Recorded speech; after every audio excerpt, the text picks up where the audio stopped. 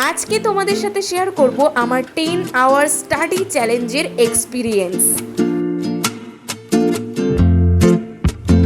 আজকে 10 hours study চ্যালেঞ্জের একটা লাস্ট বেঞ্চার হয়ে কিভাবে এই টাফ চ্যালেঞ্জটাকে আমি কমপ্লিট করলাম সেটাই চলো তোমাদের সাথে শেয়ার করব। আদৌ এই 10 আওয়ার স্টাডি চ্যালেঞ্জটা আমি সাকসেসফুলি কমপ্লিট করতে পারলাম কিনা সেটা কিন্তু তোমরা একদম ভিডিওর শেষে জানতে পারবে। তো চলো ভিডিওটা শুরু করা যাক।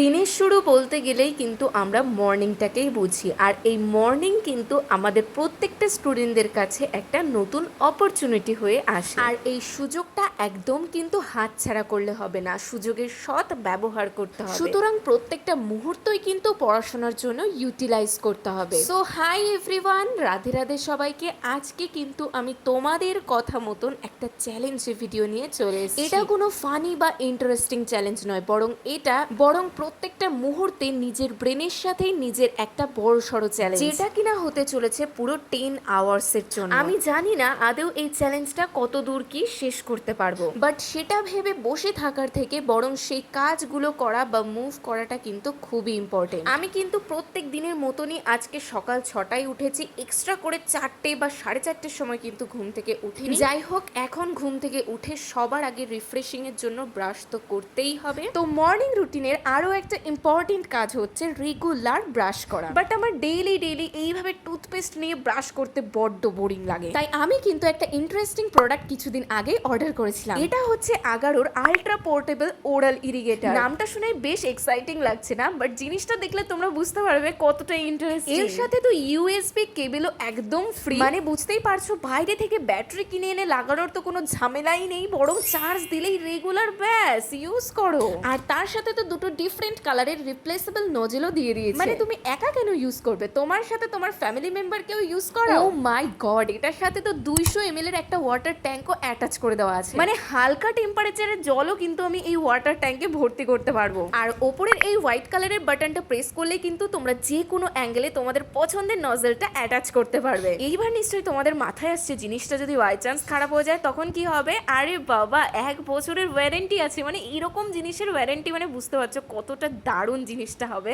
আসলে আমি না বেশ কিছুদিন ধরে খেয়াল করে দেখেছি যে খাওয়ার পরে দাঁতের ফাঁকে অনেক কিন্তু খাবার জমে থাকে, আর তাছাড়াও ডিপ ক্লিনিং কিন্তু একদমই ব্রাশ দিয়ে হয় না, যার কারণেই কিন্তু দাঁতে প্রচুর পরিমাণে ব্ল্যাক স্পট চলে আসে, মাঝে মাঝে তো পাথরের মতন অবস্থা হয়ে যায় দাঁতের ফাঁকে। যার কারণে এই ইরিগেটরের সাথে কিন্তু 4টে মোড অ্যাটাচ করা আছে, নর্মাল, সফট, পালস আর কাস্টম। আমি নর্মাল একটা কাপড়ের ওপর কিন্তু প্রত্যেকটা মোড তোমাদেরকে ইউজ করা দেখাচ্ছি। আমি কিন্তু কাস্টম অথবা সফটটাই ইউজ করি, তোমরা যে কোনো তোমাদের পছন্দ মতন যে কোনো মোড ইউজ করতে পারো। আমি তো ফার্স্টে ভেবেছিলাম ইলেকট্রিক্যাল প্রোডাক্ট যেহেতু, তাই ওয়াটারপ্রুফ তো একদমই হবে না। পরে দেখলাম যে এটা তো ওয়াটারপ্রুফ, যার কারণে আমি পুরো জলের মধ্যে চুবিয়ে দিয়েছি। তারপরেও কিন্তু এটা খুব ইজিলি ওয়ার্ক করছে, মানে ওয়াটারপ্রুফ হলে আর কিচ্ছু চাই না। এই কারণে কিন্তু আমার প্রত্যেকটা মর্নিং ভীষণই ইন্টারেস্টিং হচ্ছে। তাছাড়াও দেখবে সকাল সকাল মুখের ভেতর থেকে প্রচুর বাজে স্মেল আসে, যেটাও অনেকটাই দূর করে দিয়েছে আমার। তবে শুধুমাত্র কিন্তু দাঁতের ওপরে হালকা করে ইউজ করবে, গামের ওপর ইউজ করবে না, তাতে কিন্তু তোমাদের হার্ট হতে পারে। আমি তো এই প্রোডাক্টটা এখন রেগুলার ইউজ করে যা বেনিফিট পেয়েছি, যার কারণে কিন্তু তোমাদেরকে এটা রেকমেন্ড করছি। দেরি করো না, তাড়াতাড়ি পারচেজ করে ফেলো।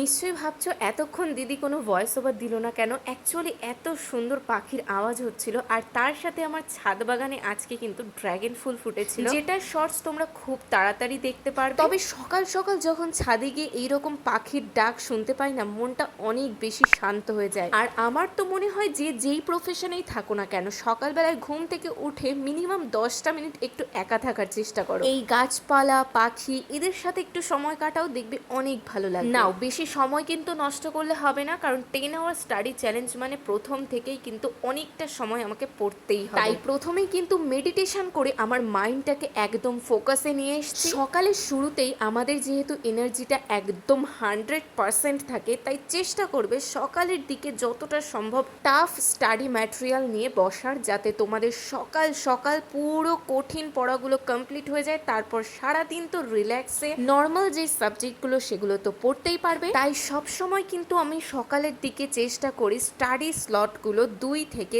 3 ঘন্টার রাখা। সেই স্লটটা কমপ্লিট করার পর আমি জায়গা ছেড়ে একটুখানি হাঁটাহাঁটি করি 5 মিনিটের জন্য।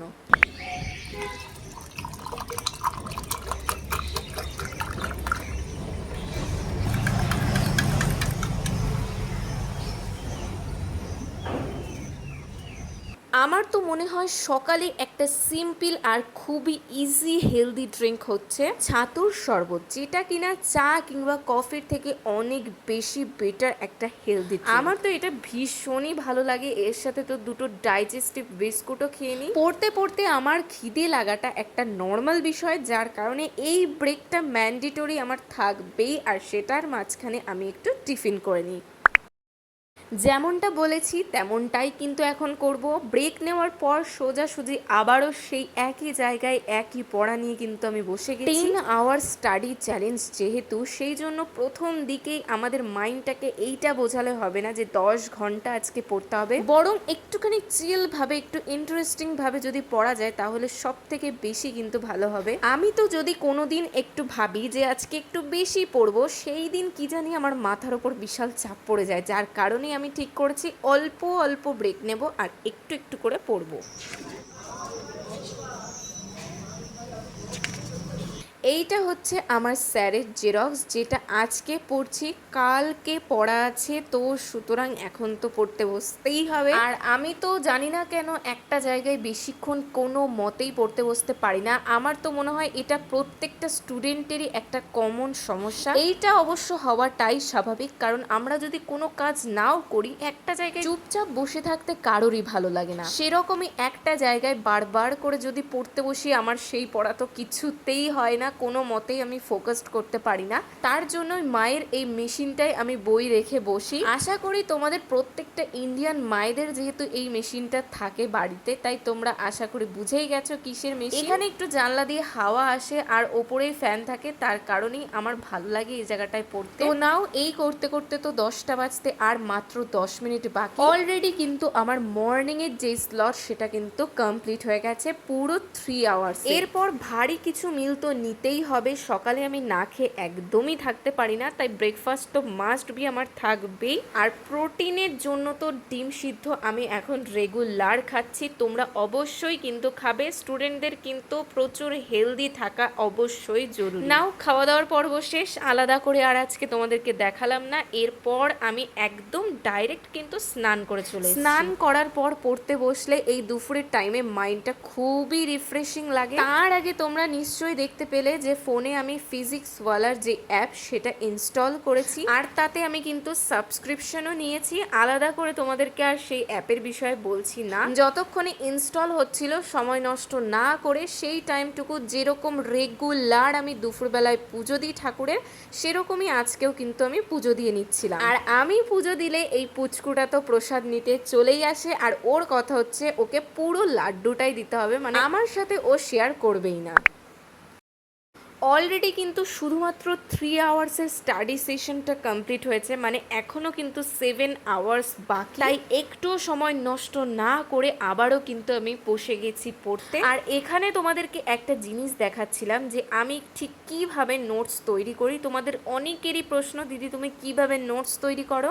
দেখো, নোটস তৈরি করা বা পড়াশোনার স্ট্র্যাটেজি সবটাই কিন্তু তোমাদের ওপর ডিপেন্ড করে। আমি জাস্ট হয়তো তোমাদেরকে একটুখানি ধরিয়ে দেবো, বাকি কাজ কিন্তু তোমার। একটা জিনিস কিন্তু ভাবতেই হবে, এখন টেকনোলজির যুগ, ফোনে আমরা সমস্ত কিছু দেখি, কিন্তু ফোনের একটা সিম্পল ভালো ব্যবহার কিন্তু করি না। সেই অভ্যেসটা সবার আগে নিয়ে আসো যে আমি ফোনটা কম ঘাঁটবো, ফোন দেখবো, বাট সেখানে যেন কোনো এডুকেশনাল ভিডিও থাকে। যেমন ধরো, আমার ফোনে পড়তে খুবই ভালো লাগে, আমার অনলাইন ক্লাসও করতে ভালো লাগে, যার কারণে যখনই আমি কোনো চ্যাপ্টার পড়ি, বা ধরো আজকে যেমন আমি বায়োলজির সেল চ্যাপ্টারটা নিয়ে বসেছিলাম, সেই সেল চ্যাপ্টারটা নিয়ে তোমার যেই টিচার ভালো লাগে সেই টিচারেরই ভিডিও দেখো, আলাদা করে এটা ওটা অনেকেরই ভিডিও দেখবে না, বরং একটা টিচারকেই ফলো করো। তারপর উনি জাস্ট যা বলছেন পাই টু পাই খাতায় লেখো, যেই ডায়াগ্রামটা উনি আঁকছেন সেটাও তুমি খাতায় আঁকো, তুমি তোমার ভাষার মতন করে লেখো। জাস্ট তুমি ভাবো যে তুমি একটা বই লিখছো, তাহলে তুমি কিভাবে লিখবে। আর ডায়াগ্রামগুলো যে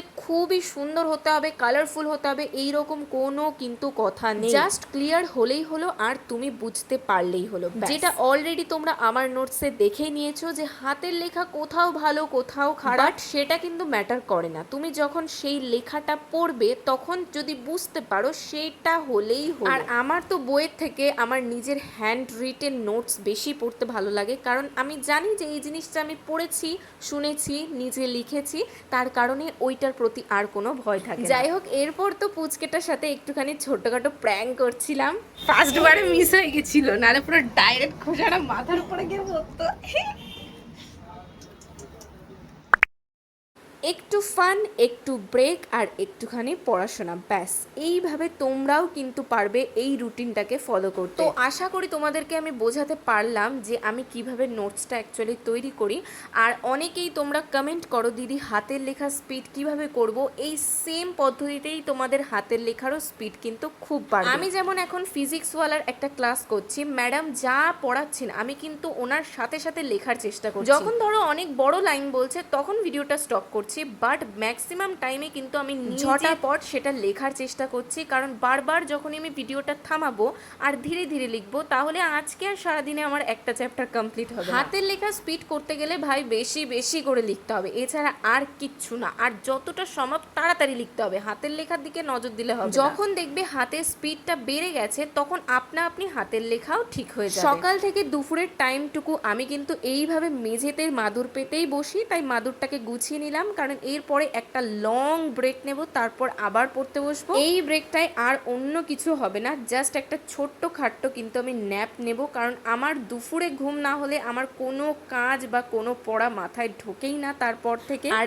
এই ন্যাপটা মনে হয় আমার প্রত্যেকটা স্টুডেন্টদেরই নেওয়া উচিত। আর যারা ধরো খেলাধুলা করো বা টিউশন যাও তারা সেখান থেকে এসে একটুখানি ছোটখাটো ন্যাপ নিয়ে নেবে, তাহলে আবারও কিন্তু মাইন্ডটা নেক্সট স্টাডি স্লটের জন্য একদম রেডি হয়ে যাবে। চলো এই ফাঁকে তোমাদেরকে একটা কথা বলি, তোমরা ম্যাক্সিমাম আমার লং ভিডিওতে কিন্তু একটা জিনিস কমেন্ট করছো, সেটা হচ্ছে দিদি আমার এই টাইমে স্কুল আর এই টাইমে ছুটি, বা অন্য কেউ বলছে আমার সকালে না আমার দুপুরের টাইমে, এইরকম ভাবে কমেন্ট করছো। দেখো আমি কিন্তু কোনো প্রপার একটা স্টুডেন্টের জন্য ভিডিও বানাই না, আমি প্রত্যেকের জন্যই অ্যাভারেজ একটা রুটিন শেয়ার করি, জাস্ট বেসিক যে রুটিন সেটা কিন্তু আমি ক্লিয়ার করি। প্রত্যেকের লাইফস্টাইল কিন্তু এক এক রকম ভাবে আলাদা, তাই আমি সবার জন্য কিন্তু একই রকম বানাতে পারি না, যার কারণেই একটা অ্যাভারেজ রুটিন বলে দিই যে এইভাবে চলার চেষ্টা করো। আর আমি তো কখনোই তোমাদেরকে গাইড করতে পারি না যে এই টাইমে এটাই করতে হবে, এরকম কিচ্ছু নেই, জাস্ট একটা তোমাদেরকে প্রপার কনসেপ্ট, এবার তোমরা তোমাদের মতন করে সেই রুটিনটাকে ফলো করবে। যাই হোক, ভিডিও টপিকে আসা যাক। সন্ধ্যাবেলায় কিন্তু আমি ছোট্টখাট্ট ন্যাপ নেওয়ার পর একটুখানি ছাদে হাঁটা চলা করি, কারণ সারাদিনে এখন আর খুব একটা ছাদে আসা হয় না। আর এই ছাদে এসে মাঝে সাঝে এডিটিং এর কাজ করি, গাছগুলোর এই রং বেরঙের ফুলগুলো দেখি মনটা বড্ড ভালো হয়ে যায়। আমার তো মনে হয় বাইরে গিয়ে এই সন্ধ্যার টাইমটা আড্ডা দেওয়া বা সময় নষ্ট করার থেকে এইভাবে নিজের সাথে কিছুটা সময় স্পেন্ড করা অনেক বেশি ভালো। নাও একটা বড় সড়ো ব্রেক নেওয়ার পর আবারও কিন্তু আমি ফিরে চলে এসেছি আমার সেই 10 আওয়ার্স স্টাডি চ্যালেঞ্জে। আজকে সারাদিন বলতে পারো এই নোট বানানো দিয়েই সময় চলে গেছে। এমনও হয় মাঝে সাঝে ভিডিওতে বলা টিচারের কিছু কিছু কথা বুঝতে পারি না, তাই ব্যাকওয়ার্ড ফরওয়ার্ড করে বারবার করে বুঝতে হয়, সেখানেও কিছুটা সময় চলে যায়। বাট ঠিক আছে, একটা ভিডিও যেহেতু একবারই দেখবো তাই কনসেপ্টটা ক্লিয়ার করা খুবই ইম্পর্টেন্ট।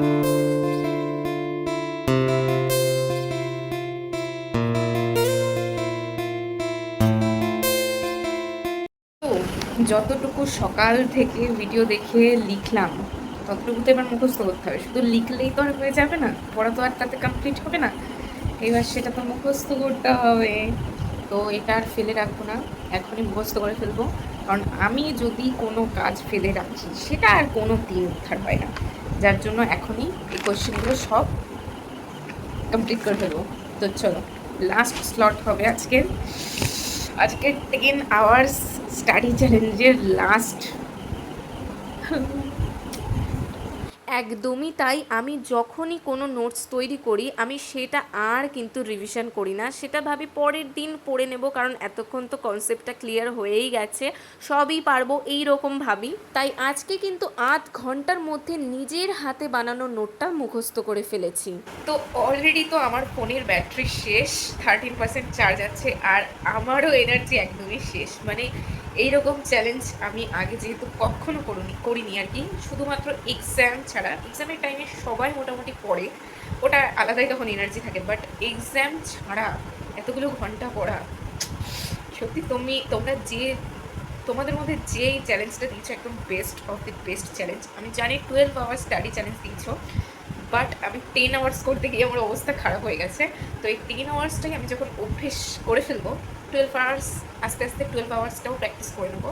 তো যেটা অনেস্ট আমি বলবো, আমি সত্যি কথা বলতে এই 10 আওয়ার্স স্টাডি চ্যালেঞ্জটা পুরো ফেল করে গেছি স্টাডি চ্যালেঞ্জটায়। কেন? কারণ আমি কিন্তু বেসিক্যালি 9 আওয়ার্স আজকে স্টাডি করেছি, যেটা সত্যি। আর 1 আওয়ার করলে হয়তো 10 আওয়ার্স হতো, বাট আমার একটু এনার্জি নেই। এনার্জি থাকলেও এখন যদি আমি আর 1 ঘন্টা বসি, কালকে সকালে আর উঠতে পারবো না ঘুম থেকে। প্রথম কথা, কালকে পড়া আছে। কালকে যদি ঘুম থেকে না উঠতে পারি, তাহলে কালকে আমার কি হবে? কালকে গ্যাপ চলে যাবে 1 ঘন্টা। তাহলে হিসেব মতন কী হবে? এদিকে বাড়া থেকে ওদিকে কমিয়ে ফেলবো। তার থেকে আমি এখন ঘুমিয়ে পড়বো, কালকে সকালে আবার এনার্জি নিয়ে নতুন করে পড়তে বসবো সকাল সকাল। বাট আমি এই 10 আওয়ার্স স্টাডি চ্যালেঞ্জটা কমপ্লিট করতে পারিনি বলে আর পারবো না, এরকম কিন্তু নয়। আমি অবশ্যই করব। 1 ঘন্টা যেহেতু আমি করতে পারিনি, এইটাই আবার আমি রিফিল করে আবারও নতুন একটা ভিডিও দেবো, সেখানে আমি 10 আওয়ার্স স্টাডি চ্যালেঞ্জ পুরো ফুলফিল করবো। তোমরা যদি ভাবো যে তাহলে দিদি তুমি 10 আওয়ার্স স্টাডি চ্যালেঞ্জের থাম্বনেল কেন দিলে, যে এটা তোমাদেরকে বোঝানোর জন্য যে হ্যাঁ আমি 10 আওয়ার্স স্টাডি চ্যালেঞ্জ করছি, বাট করতে পারিনি, সেটা তোমরা ভিডিও শেষে জানবে, তাই না?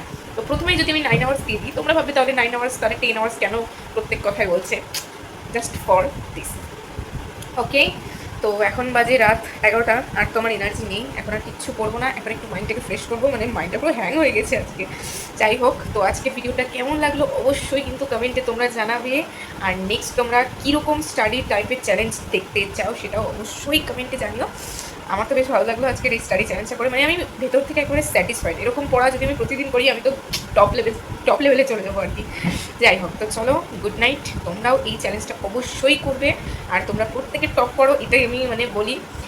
ভিডিও শুধু দেখলেই হবে না, তোমাদেরকেও নিজেদেরকে রিয়েল লাইফে এগুলো করতে হবে, পড়তে হবে, প্রচুর পড়ো, মানে দেখিয়ে দাও যে তুমিও টপ করতে পারো ক্লাসে। তুমি একদম মিডল বেঞ্চার না, লাস্ট বেঞ্চার না, ফার্স্ট একদম টপ করতে হবে। এই বছরে পড়ে একদম ফাটিয়ে ফেলে দাও, 2027 সাল শুধুমাত্র তোমার যেন হয়।